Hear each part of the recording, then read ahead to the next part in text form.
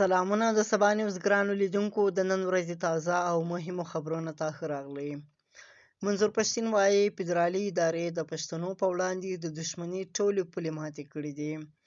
منظور پښتین د حکومت له لوري په پښتون ژغورنې غورځنګ PTM د بندیز لګولو اعلان وروسته په لومړي غبرګون کې ویلي دي نن په اصطلاح فدرالي حکومت له دې اعلان سره د پښتنو په وړاندې د دښمنۍ ټولې پولې ماتې کړې او PTM یې په رسمي توګه د یو منع کړل شوي ممنوع سازمان په توګه اعلان کړ. هغه ویلي دي دا له اندازې زیاته ظالمانه تګلاره ده او ډېر ژر به یې په اړه رسمي دریځ اعلان کړي. ښاغلي منظور پښتین یوه ویډیو خپره کړې ده او ورسره لیکلي دي په لښکرونو پښتانه ځوانان نن ماښام د خیبر جرګې میدان ته رسېدلي دي.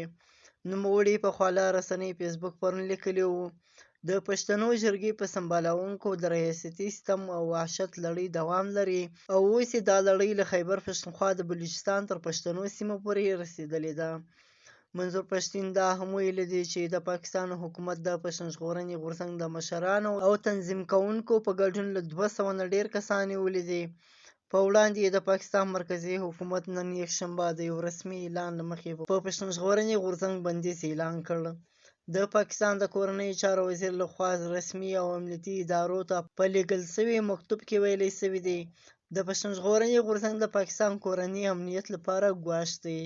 دا و د نن ورځې تازه او مهم خبرونه. سبا نیوز سبسکرایب کړئ او له نورو ملګرو سره هم شیر کړئ.